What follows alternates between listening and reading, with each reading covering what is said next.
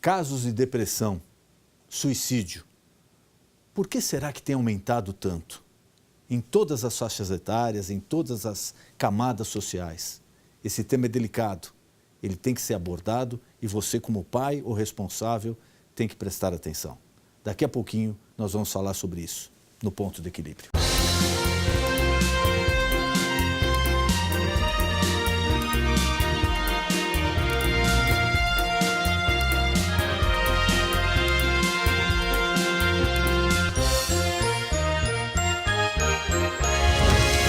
De acordo com a Organização Mundial da Saúde, a depressão é uma das principais causas de invalidez no mundo todo, afetando cerca de 350 milhões de pessoas. Esse transtorno pode causar mudanças no humor, fadiga, perda de sono e de apetite. Outro assunto também pouco discutido é o suicídio, que tem crescido nas mais diferentes faixas etárias. E a principal causa é a depressão. Você sabe o que é depressão?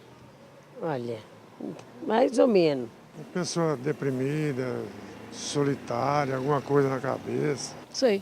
É quando a pessoa está em tristeza profunda. E você conhece alguém que tentou ou se suicidou? Não, não conheço não. Sim. Quem? Colegas de serviço. Não. Não, não conheço. E você já tentou ajudar alguém com depressão? Você até tenta, mas aparentemente eles vivem num mundo que é muito próprio. Então é difícil você ajudar. Já conversei para a pessoa sair, conversar, usar música. E a tia mesmo é depressiva. Não tive oportunidade ainda não. Dando uma palavra amiga, falando para ela pensar positiva, acreditar em Deus ou na religião que ela segue, alguma coisa para dar mais ânimo. No programa de hoje, o pastor Denis Munhoz e seu convidado falarão um pouco mais sobre depressão e suicídio. Você não pode perder. Veruska Gendov é psicóloga especialista na área clínica há mais de 16 anos. Possui MBA em docência de ensino superior. É graduada em rádio e TV. Realiza cursos, treinamentos e supervisão com profissionais formados nas diversas áreas corporativas. Trabalhou como psicóloga hospitalar na Intermédica Sistema de Saúde. Desenvolve há mais de 13 anos trabalhos na psicologia jurídica como assistente e há 15 anos atua na consultoria psicológica para escolas, empresas e emissoras de rádio e televisão. Muito boa noite, meu amigo, minha amiga. O nosso encontro de final de noite, programa Ponto de Equilíbrio. E nessa noite é com imenso prazer que eu recebo Veruska Gendov. Ela é psicóloga. Veruska, obrigado por ter aceito o convite. Eu que agradeço, é um prazer estar aqui. Prazer é todo nosso. E vamos falar um pouquinho sobre dois temas aí que parece que agora tem ganhado um pouco mais, infelizmente, né, um pouco mais de notoriedade, de divulgação. Parece que os casos têm aumentado também. Sim. Que primeiro é o problema da depressão Sim. e também o problema do suicídio. Sim. Infelizmente são dois casos aí que parece que vem ganhando mais espaço na sociedade moderna. Sim. Os números de casos efetivamente aumentaram nos últimos anos. Tanto que agora, infelizmente, o Brasil se coloca na 8ª colocação no ranking onde mais acontecem suicídios por depressão. Então, por conta disso, se comunica muito mais, né? A ideia é trazer essa informação para o público para trabalhar uma prevenção. É muito triste a gente imaginar que o Brasil tem um ranking nesse tipo de colocação. Então, a gente precisa se unir para tentar trabalhar contra isso, para tentar ajudar. As estatísticas mostram que antes do suicídio acontecer, pelo menos 20 tentativas aconteceram anteriores. 20 tentativas? Então até eu fico imaginando, antes de consumar? Sim, a média 20 tentativas antes de se consumar o ato. Então eu fico imaginando quantas chances de tentar interromper a situação. Exato. Então, quanto mais informação a gente puder ter dessa situação, mais a gente vai poder prevenir e interferir em pelo menos alguma dessas 20 tentativas.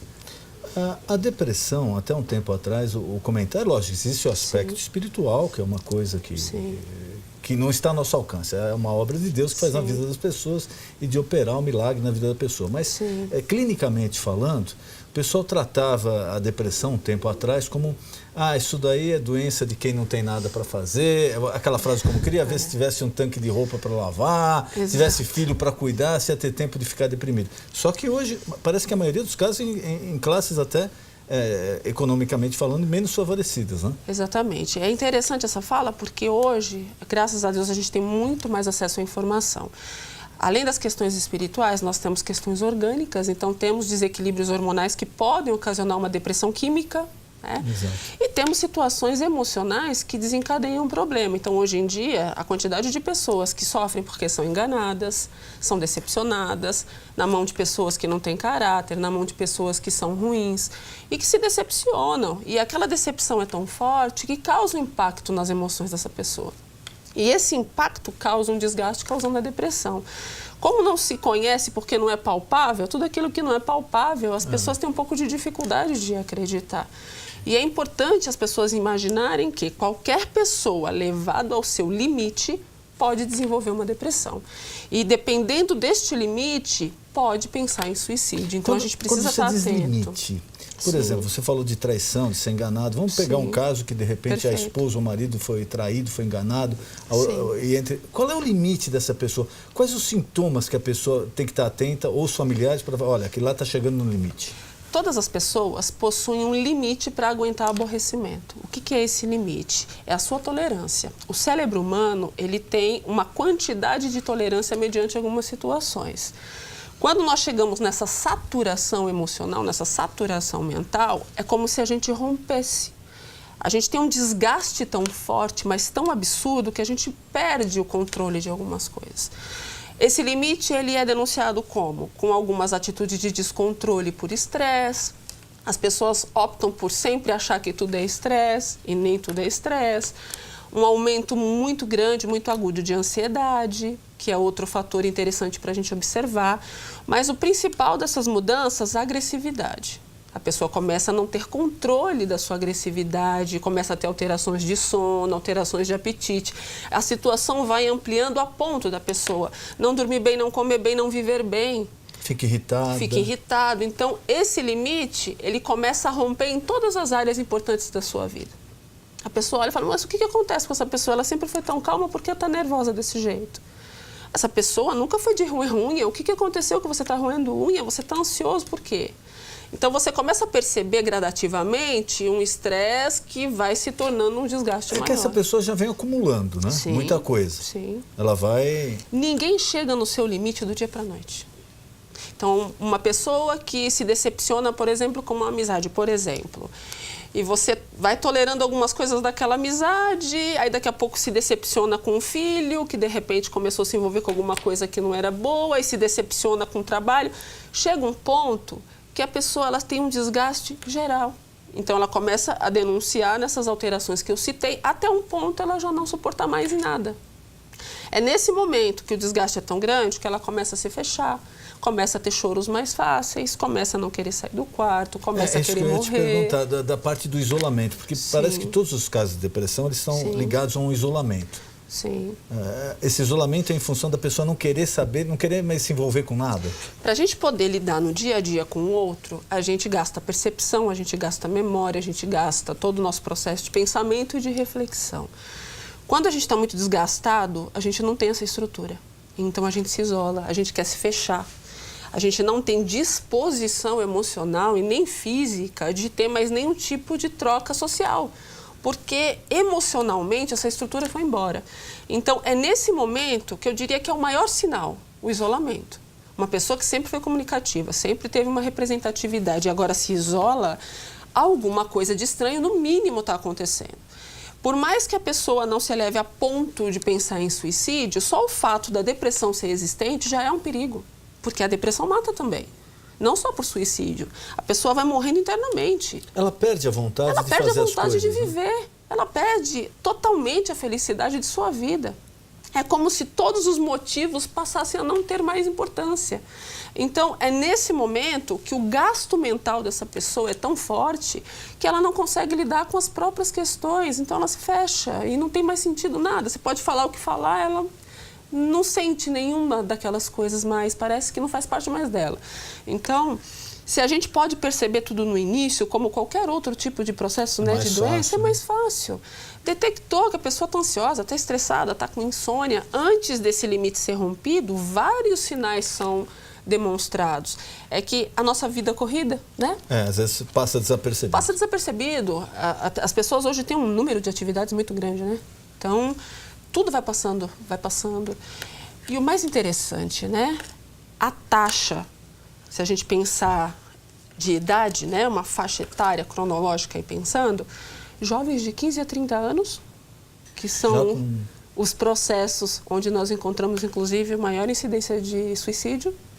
Entre 15 e 30 anos. 15 e 30 anos. Ou pessoas acima de 65 anos. Que são pessoas que não estão ainda totalmente produtivas, então elas dependem 100% do fator social, afetivo.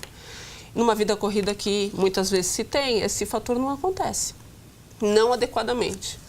Então a maior incidência acaba se encontrando onde existe essa lacuna. É importante, você que é pai, você que é mãe, converse com esse adolescente mais, faça parte da vida desse adolescente. É isso que eu ia te perguntar para os pais, de repente, porque agora você deu um dado alarmante, a partir de 15 anos, depressão, suicídio. Quais os sintomas que o pai nota e quais os caminhos que o pai tem que tomar? Olha, é muito importante essa interação de pais e filhos, para que ele possa perceber qualquer alteração. O que a gente percebe hoje, eu vejo isso muito clinicamente, é que os pais não fazem muito parte da vida desses filhos. Infelizmente, muitos pais estão terceirizando, né, a educação. Exatamente. Acham que o colégio tem a obrigação de educar. O colégio não tem obrigação nenhuma de educar. O colégio tem que ensinar. A educação é o pai que dá. E é muito triste isso, porque você tem uma sala de aula com pelo menos 30 pessoas. Um professor não consegue dar conta dessa demanda. Então, mal dá conta da demanda educacional. Então, é muito difícil a responsabilidade dessa educação. Então, com o distanciamento dos pais, essa terceirização da educação dos filhos, essa lacuna, ela causa um abandono total afetivo. E é justamente aí que muitas das doenças emocionais acontecem. Você falou em um dado alarmante, eu vou te dar outro. Já tem históricos de suicídio infantil. O que é mais alarmante ainda. Quer dizer, com menos de 15 anos. Com menos de 15 anos. Aí você pensa, mas como assim? Uma criança planejar tirar sua vida? Gente, infelizmente, já temos dados sobre isso. Como é tudo muito recente, o mundo está estudando isso agora, porque o dado é alarmante, as campanhas têm acontecido de 2 anos para cá, então tudo é muito novo. Mas dados já dizem que crianças que sofreram com processos de famílias desestruturadas, abusos, violências, enfim, algum tipo de maltrato, isso pode, infelizmente, ocasionar num processo de depressão infantil e suicídio infantil. Realmente o pai tem que estar muito atento. Sim. Então, a conversa é o melhor caminho, a interação, saber o que está acontecendo na vida dele, saber o que pode mudar, o que o pai pode ajudar.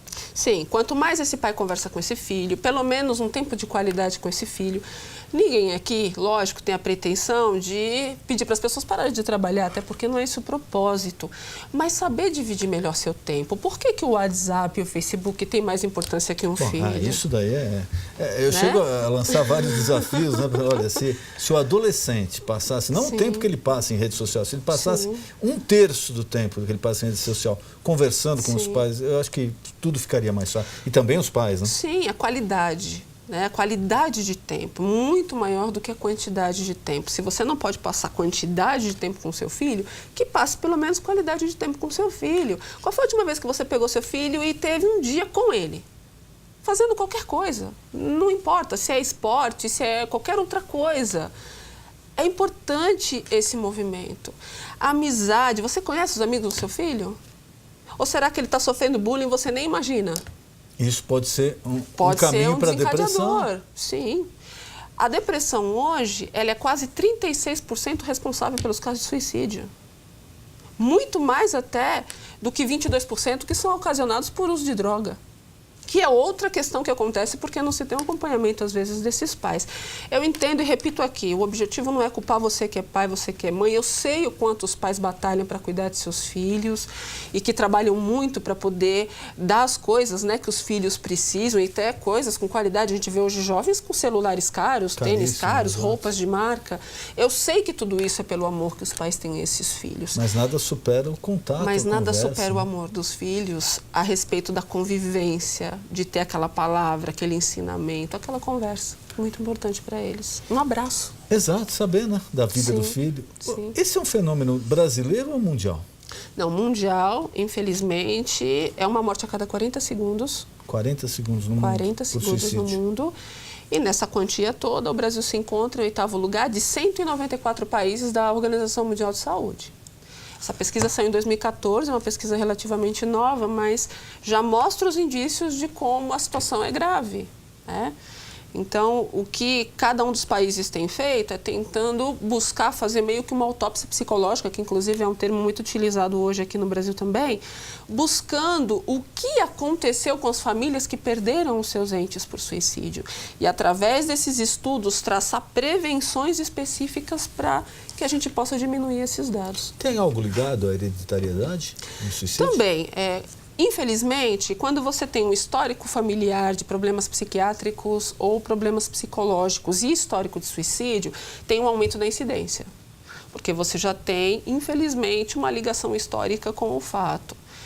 Infelizmente, assim como histórico de pessoas que já tentaram suicídio, não conseguiram, são mais incidentes para novas tentativas. Como eu disse no início, 20 tentativas em média para cada ação, né, consumada. Então, quanto mais você carrega e acumula incidentes, mais o risco é aumentado. Então, o que nós já sabemos? A questão da idade, fazendo as autópsias psicológicas, né? 60 países dos 194 já fazem esse estudo. Quer dizer, seria de 15 a 30 de 15 a 30, após os 65. Após 65. Já tem também um histórico de pessoas com problemas orgânicos graves, como câncer, mal de Parkinson, quer dizer, pessoas que têm HIV, doenças consideradas graves, e que por não saber lidar com aquela gravidade, muitas vezes se atenta contra a própria vida como uma tentativa, entre aspas, de resolver a questão. Mas isso a gente tem que deixar claro que é mediante o tamanho da dor emocional que essa pessoa está sentindo, ela perde os vínculos por conta da dor, ela não tem capacidade emocional de fazer uma leitura adequada da situação devido ao tamanho da dor que ela sente. Então, esses fatos são maior incidentes para a situação de suicídio e de depressão também. E quanto ao sexo, a maior incidência entre homens, mulheres? Os estudos dizem que em óbito nós temos 3 vezes mais homens. No óbito? No óbito. Mas nas tentativas 3 vezes mais mulheres. As mulheres tentam mais e têm mais insucessos. Os homens tentam e geralmente eles têm mais, infelizmente, execução do processo. Mas com todo o parâmetro, estudando todo o parâmetro, a incidência ainda é maior em homens, fazendo todo um conjunto de informações. Isso no óbito. E no caso da depressão? Da depressão nós temos mais mulheres, porque elas são mais suscetíveis a ataques emocionais, as decepções afetivas são grande parte da história. As mulheres, elas adoecem mais fácil com os aborrecimentos afetivos, né?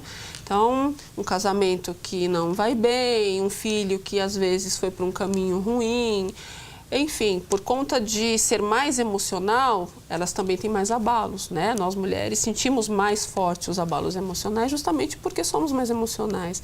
Os homens são mais racionais, então, para chegar numa extremidade, precisa de um acúmulo muito maior de situações.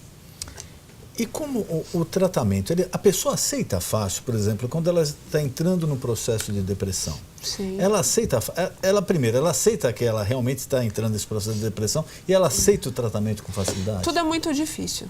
É muito difícil para a pessoa assumir que ela não está bem, né? Ela tem pensamentos ruins, a situação está ruim, ela sente uma dor, mas ela não é louca. Porque, infelizmente, esse estigma ainda faz muito parte. As pessoas, elas têm uma ideia muito errada de que para ir no psicólogo ou no psiquiatra você tem que estar louco. Sendo que são coisas totalmente diferentes, né? Você sofre uma dor, você é humana. E humanamente essa dor faz você ter desgastes. Você não dorme bem, você tem desgastes. Você dorme com o celular perto da cabeceira da cama, você tem desgastes. Então, são vários acúmulos de desgastes. Você passou aborrecimentos, você passou decepções, você se frustrou. Tudo isso são desgastes. E esses desgastes, eles vão ocasionando o problema. A questão é que a pessoa ainda tem aquele estigma. Para ir lá, o que vão dizer de mim? Não sou louca. Tem pessoas que chegam no consultório disfarçadas, com medo de ser reconhecidas e de alguém pensar que são loucas, até ela entender que não é isso e que não é nada disso. Existe, infelizmente, uma distorção nessa percepção.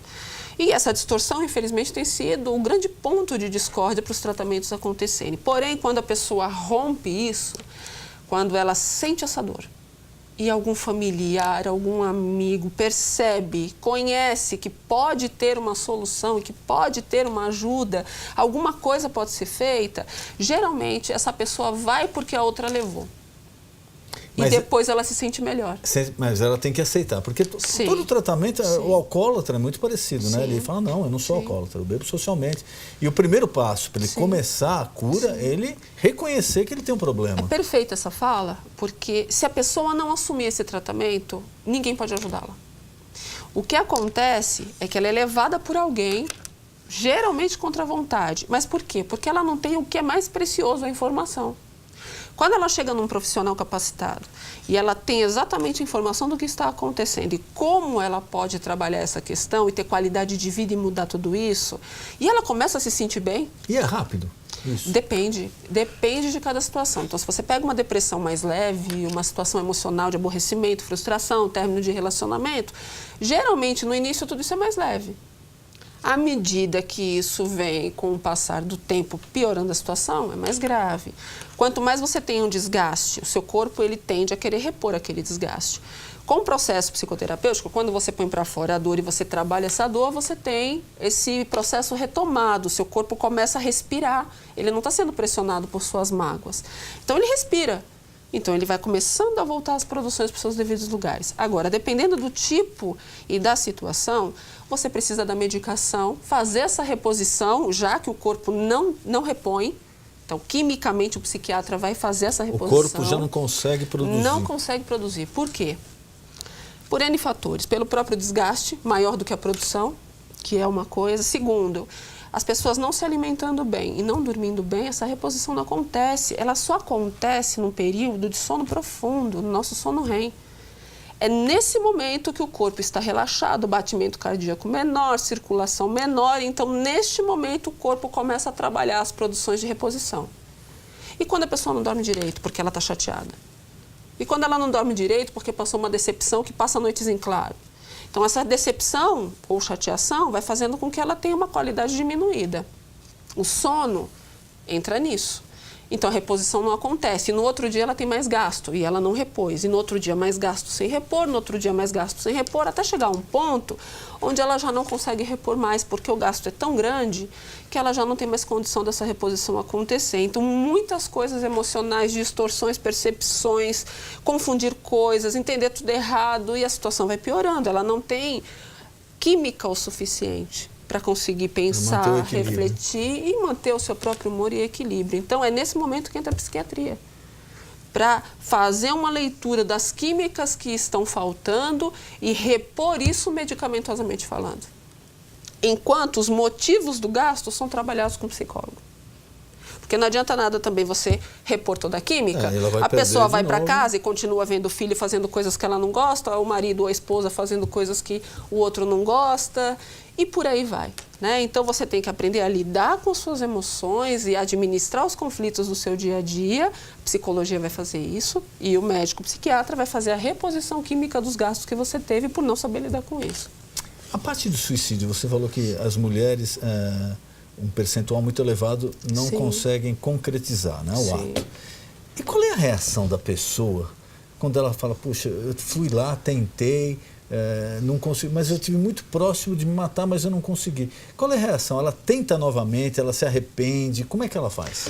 Geralmente a família nesse momento fica um pouco mais atenta, geralmente, então ela passa a ser mais supervisionada, diminuindo os casos de incidência próxima. Essa pessoa geralmente deixa passar um tempo, mas a ideia não saiu da cabeça porque ela não foi tratada. Quer dizer, o medo ali dela ter quase morrido não afeta em nada? Não. A maioria das pessoas já se encontra numa alienação tão grande que elas realmente acreditam na cabeça delas que a morte vai trazer alívio da dor. Elas acham que vai trazer alívio da dor, elas não entendem que não é isso. Elas pensam na cabeça delas que é um alívio. Elas não sabem que o processo não é bem assim, né? Então, a gente entende que trabalhar nesse momento, a família precisa urgente trazer suporte técnico para esse processo. Quer dizer, já deveria ter trazido é um choque antes. para a família, né? De repente você saber que um ente querido ali quase morreu, tentou se matar, não conseguiu. Sim. Às vezes, é porque os hospitais têm protocolos específicos para esses casos, né? Então, geralmente, são mais sedados, são pessoas que, né, vão ter um trato diferenciado por uma questão de protocolo. Porque senão eles tentam de novo dentro do próprio hospital. Então, geralmente, as medicações cedam um pouco mais para tentar dar, né, uma sossegada na ansiedade nesse próprio processo. Quando o hospital tem um psiquiatra presente, geralmente já faz esse direcionamento. Quando tem psicólogo hospitalar, faz esse direcionamento. Mas nem sempre essa estrutura está no pronto atendimento, depende muito dos hospitais. Mas o que eu diria para a família, se ela não percebeu no processo anterior à primeira tentativa, que pelo menos quando existe a tentativa e essa pessoa foi salva, que a família se posicione, já que essa pessoa não tem condição emocional de se cuidar sozinha. Porque ela está com uma dor, ela sente uma dor muito forte. O potencial dela tentar de novo é grande. 20-1. Né? Então, que a família interfira. Quando você tem uma pessoa na família que não tem condição emocional para poder cuidar dela própria, por uma condição médica geral ou psicológica geral, a família tem que intervir. Não tem o que se fazer, a família precisa intervir, antes que seja tarde demais. E é nesse momento que, talvez no primeiro momento vá contra a vontade, mas entendendo o processo, a maioria se entrega para o tratamento, porque sente alívio. E é justamente o que a pessoa queria. Ela não queria morrer.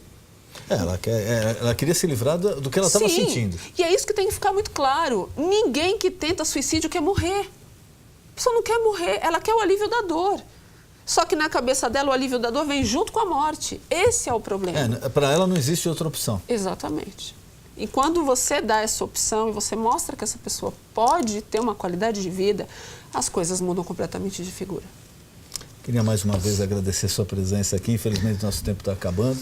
Queria te colocar à disposição algum tema, algum recado que você queira passar para o nosso telespectador. Por favor, fique à vontade. Olha, para finalizar mesmo, que você possa fazer pela pessoa que você ama o seu familiar, você ama a pessoa que convive com você.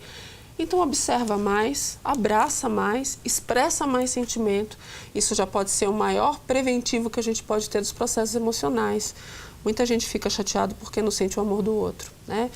E para você que quiser conhecer um pouco mais dos problemas emocionais, eu tenho um canal no YouTube, por favor, que o objetivo é tentar ajudar as pessoas a se orientar. Então, tenho todos os temas afetivos, relacional, profissional, questões, né, de doenças emocionais, enfim. O canal ele tem o objetivo de orientar você. Então, tem uma dúvida, vai lá e assiste um vídeo com um tema. Eu estou com problema de relacionamento, vai lá e assiste o tema. Estou com problema no trabalho, vai lá e assiste um tema sobre trabalho. Só as orientações são breves, são orientações objetivas, mas que vai direto sobre a questão do que está acontecendo. Então é fácil, você entra no YouTube, coloca a doutora Verusca que você já acha o canal, ou coloca no Google Verusca Psicóloga que você acha o canal e acompanha os vídeos. Eu acredito que informação pode ajudar bastante a resolver muitos dos problemas. Doutora, muito obrigado. Foi um prazer recebê-la aqui. É um prazer, obrigada. O nosso encontro de final de noite, programa Ponto de Equilíbrio. Boa noite.